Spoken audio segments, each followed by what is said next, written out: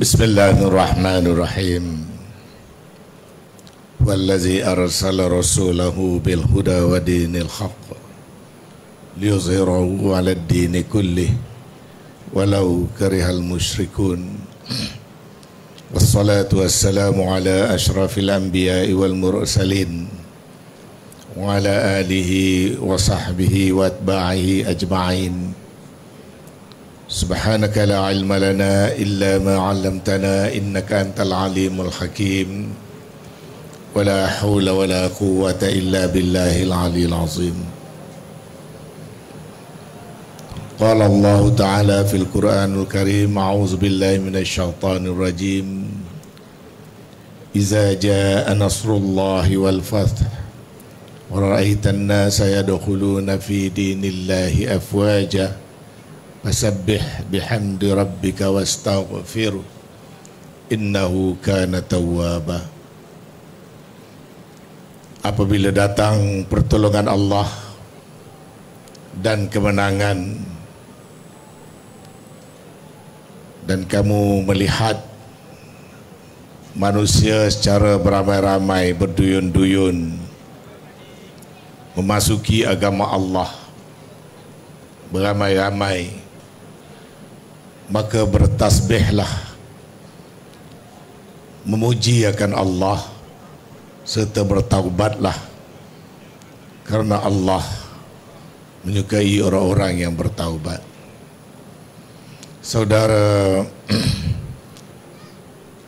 Ustaz Azri selaku pengacara majlis, sahabat saya yang amat berhormat,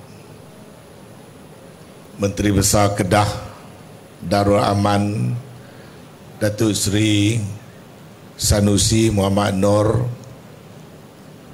yang juga selaku Ketua Pengarah Pilihan Raya PAS Pusan,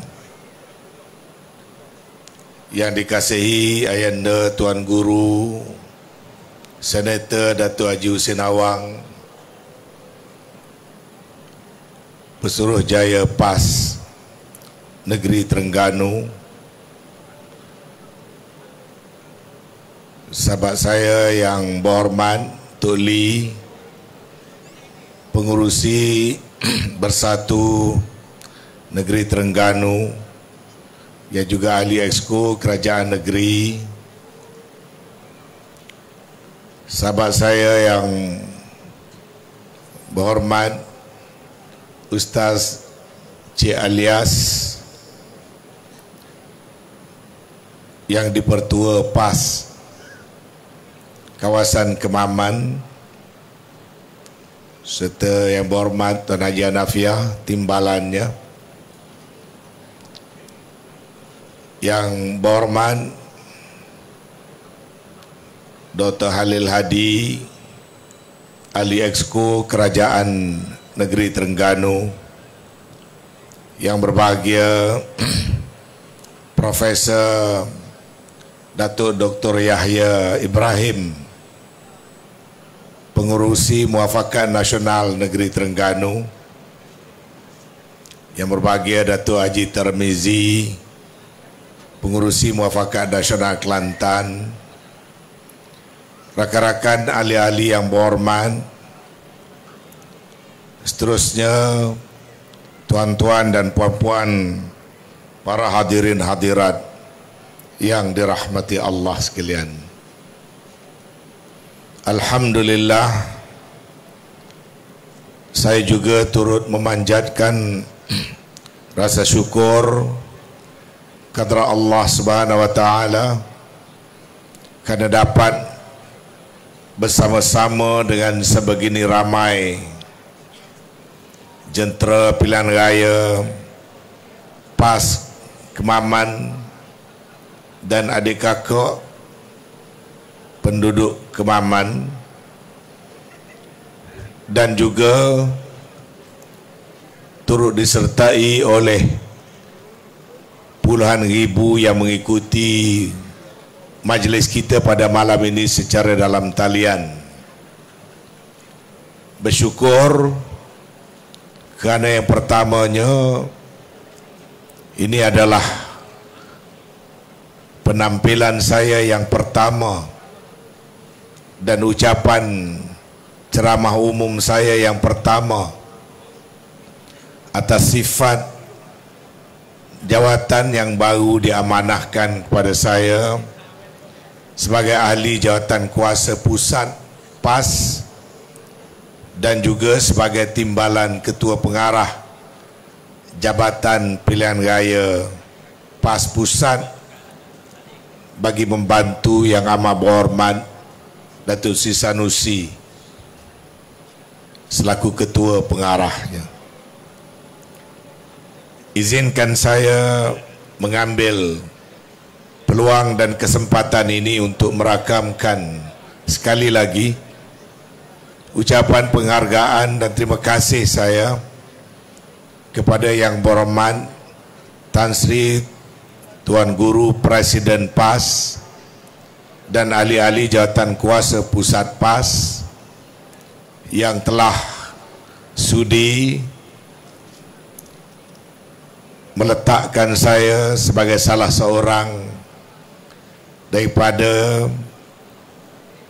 yang diamanahkan untuk berjuang bersama-sama dengan rakan-rakan pucuk pimpinan PAS dan memberikan tanggungjawab untuk membantu jentera pilihan raya PAS dan pilihan raya Parlimen PRK Kemaman adalah pilihan raya yang pertama yang turut menjadi tanggungjawab saya untuk memastikan PAS di Kemaman mencipta kemenangan besar menewaskan Barisan Nasional insya-Allah.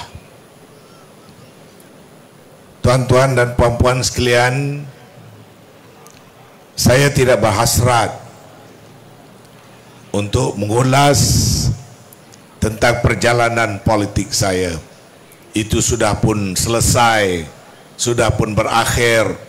Tidak perlu dan tidak ada apa lagi yang perlu dikupas, melainkan tanggungjawab kita adalah untuk terus memperkasakan perjuangan Parti Islam se-Malaysia PAS yang pada hemat saya satu-satunya parti yang telah berjuang sejak sebelum kemerdekaan dengan hasrat dan tujuan untuk memastikan kita membina sebuah negara bangsa merdeka dan berdaulat dengan meletakkan Islam serta kedudukan orang-orang Melayu dalam negara kita ini pada tempat yang sewajarnya.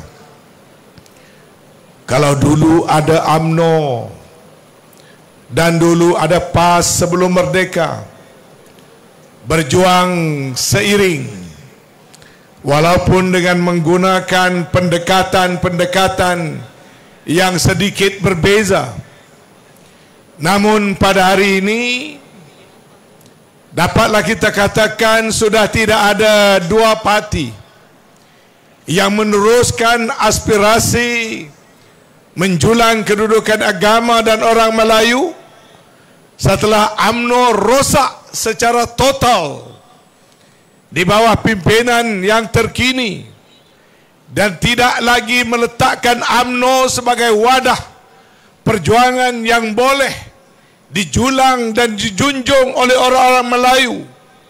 Malah jelas dalam pilihan raya yang lalu, terutama sekali dalam pilihan raya negeri, orang Melayu dan rakyat Malaysia telah menyatakan dengan jelas bahawasanya UMNO dan Barisan Nasional sudah tidak relevan lagi bagi mewakili suara orang Melayu dan umat Islam dalam negara kita.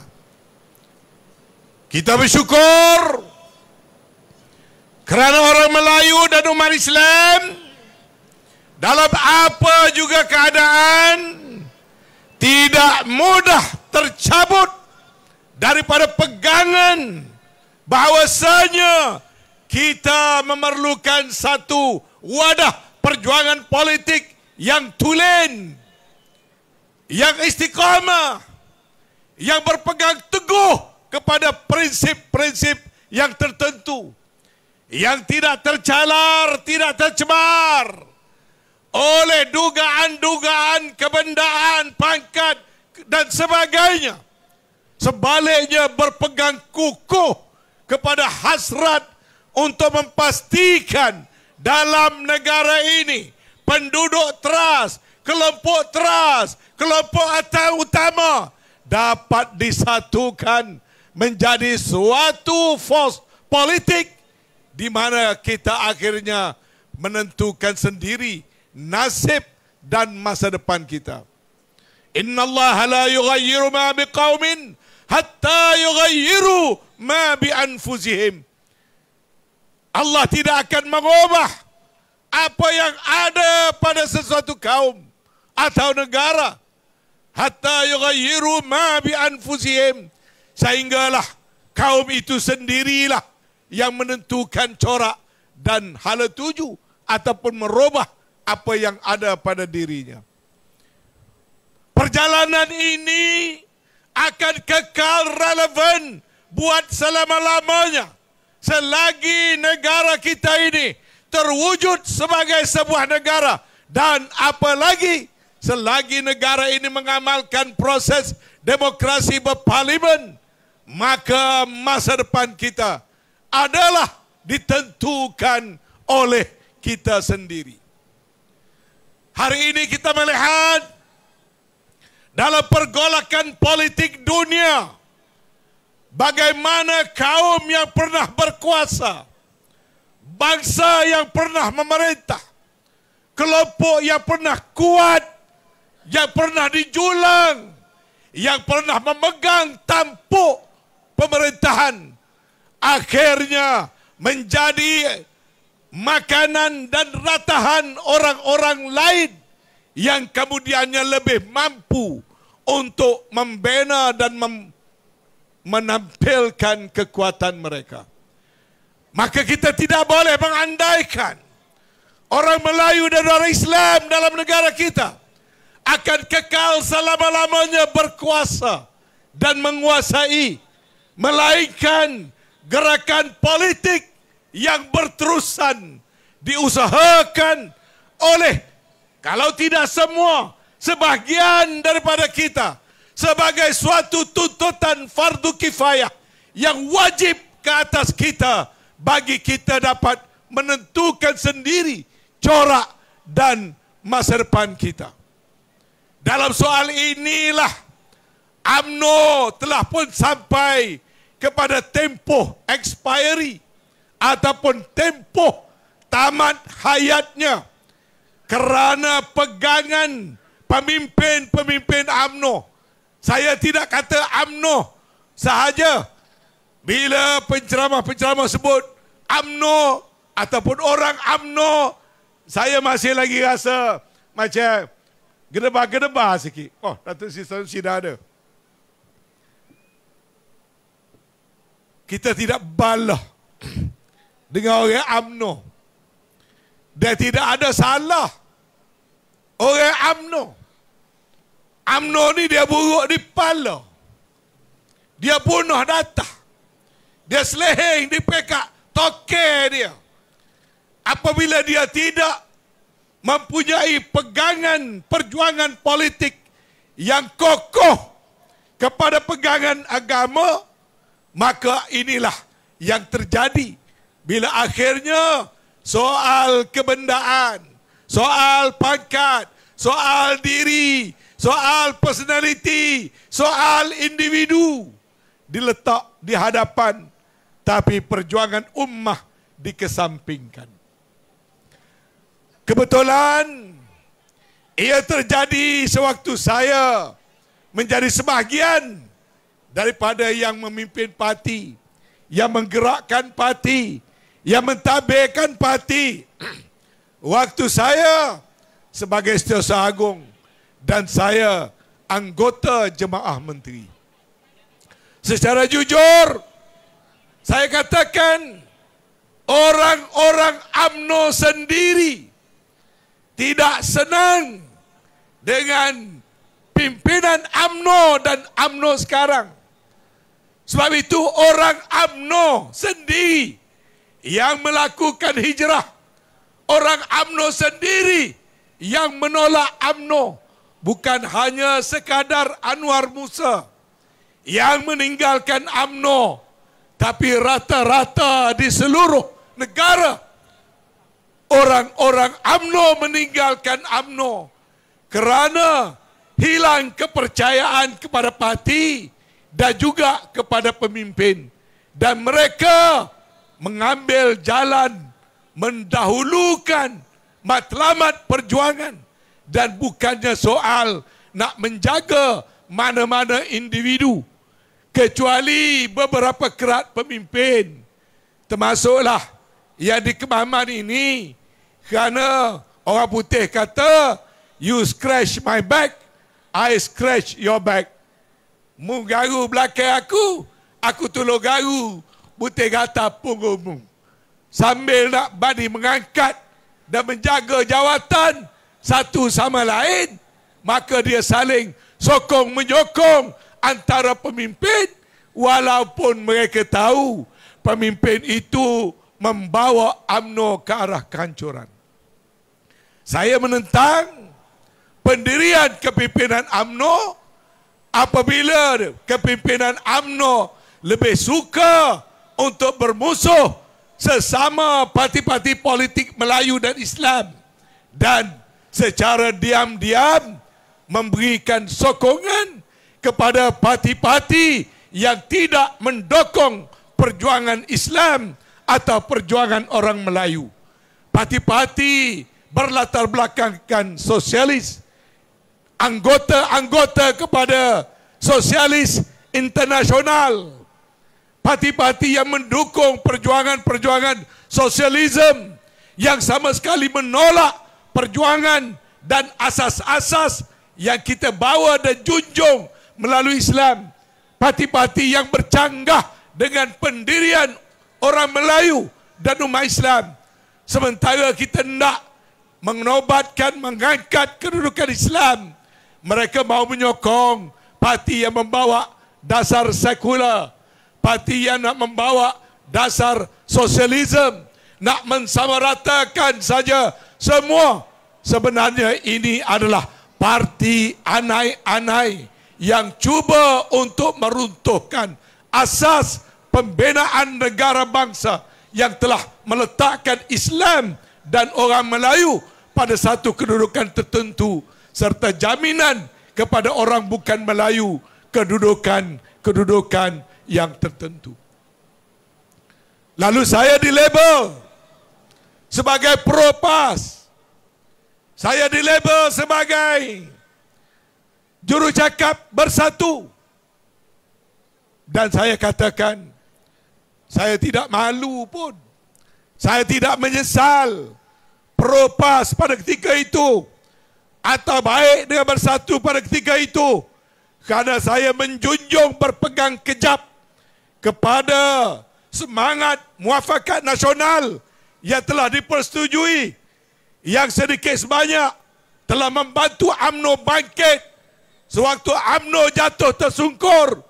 PAS yang datang mengholor tangan waktu ayam tak patut, itik tak sudu, UMNO kalah di Putrajaya.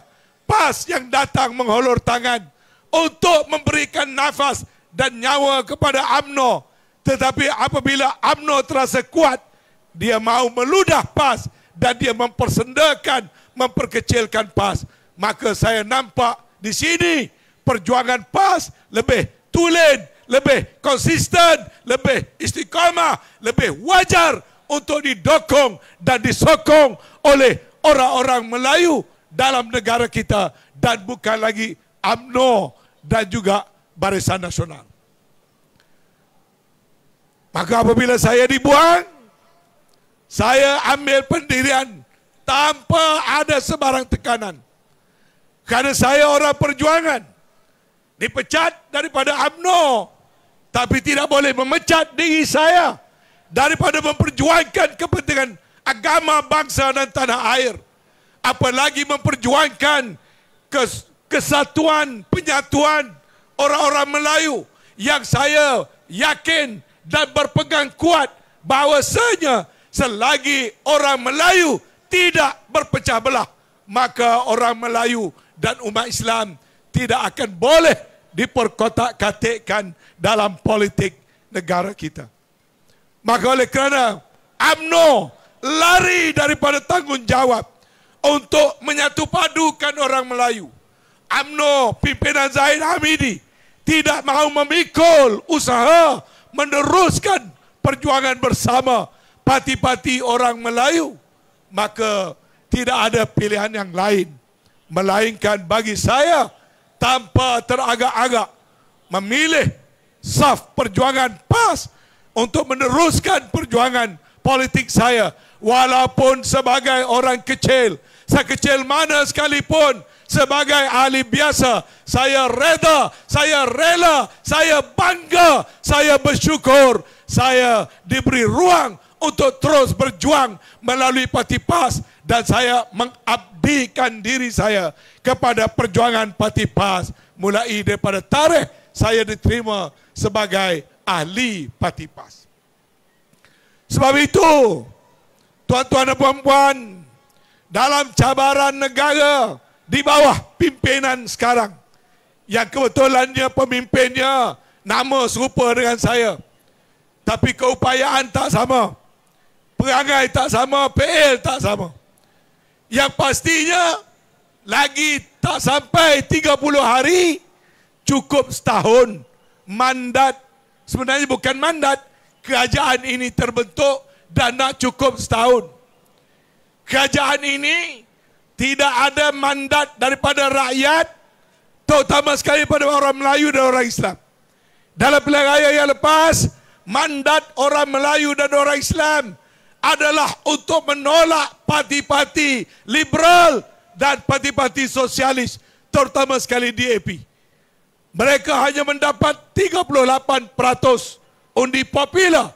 Mereka bukan diberi mandat untuk mentadbir dan memerintah negara.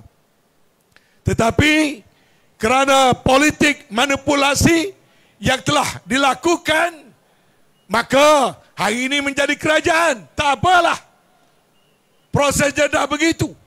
Walaupun sebenarnya waktu itu Perikatan Nasional sudah first past the post, berdasarkan pada dasar politik negara kita, konsep first past the post. Selepas pilihan raya, PN yang terlebih dahulu melepasi garis 112 wakil rakyat.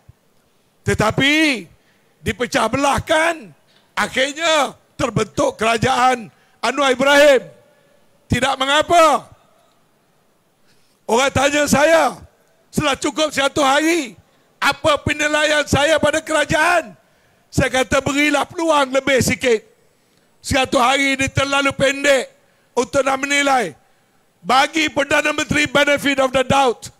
Bagi Perdana Menteri the privilege to plan, to organize, to execute the idea. Dan lama tunggu nak jadi Perdana Menteri. Kita ingat adalah touch of gold, adalah sentuhan emas, adalah sentuhan keramat, adalah kepandaian dan kebijaksanaan.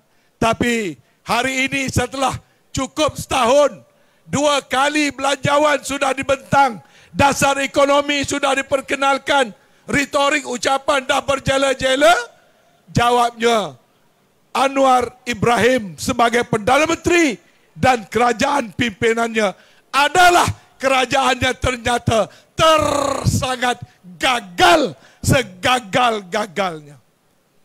Tak ada satu perkara yang boleh disebut, baik janji untuk menurunkan kos sara hidup, ataupun nak menurunkan harga barang, ataupun nak memperbaiki ekonomi, nak menambah peluang pekerjaan, ataupun nak mengawal inflasi, ataupun nak mengawal hutang negara. Tak ada satu pun indikator sebuah kerajaan yang boleh membawa kejayaan pada negara. Saya tidak dapat bayangkan untuk setahun 2 tahun ke hadapan, kalau prestasi kerajaannya seperti ini, kalau prestasi menteri-menterinya seperti yang ada sekarang. Dan kalau dasar-dasar yang ada pada hari ini yang cukup membimbangkan, apakah masa depan yang akan diterima oleh rakyat dalam negara kita di bawah pentadbiran kerajaan yang ada ini? Sebut apa saja. Kalau rakyat benci rasuah, tuan-tuan sendiri tengok bagaimana kerajaan ini membuat ugutan untuk membeli, untuk menarik wakil-wakil rakyat dengan menawarkan peruntukan. Kalau nak peruntukan, kena sokong sipulan bersipulan. Kalau tidak rasuah, apakah itu? Ini rasuah yang cuba disogokkan, yang dihalalkan secara terbuka oleh kerajaan. Kalau bercakap tentang soal dasar, kita lihat di saat negara Palestin dan umat Islam diratah, dianiayai, dizalimi, kerajaan macam teragak-agak nak condemn ataupun nak menyebut, menguji, menyokong Hamas, ada was-was, perhimpunan nak takbir sebut Allahu Akbar cuba dilarang, dan bermacam-macam lagi, menandakan kerajaan ini seolah-olah ada sesuatu yang membelenggu pemikiran mereka. Ada hesitation, ada macam satu serba salah untuk memberikan dokongan, sokongan secara total terhadap perjuangan rakyat Palestin. Dan ini tergambar daripada ungkapan-ungkapan sebahagian daripada pemimpin-pemimpin mereka dan parti ataupun negara-negara yang sealiran dengan mereka. Negara-negara anggota Sosialis Internasional, negara-negara, ada negara jiran kita dan beberapa buah negara yang secara terang-terangan mendukung perbuatan Israel, kerajaan haram Israel untuk menzalimi rakyat Palestin.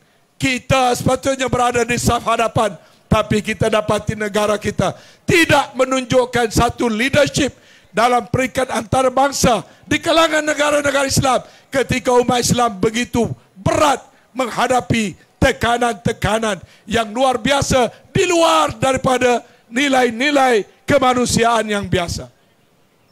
Nak ambil daripada sudut apa lagi?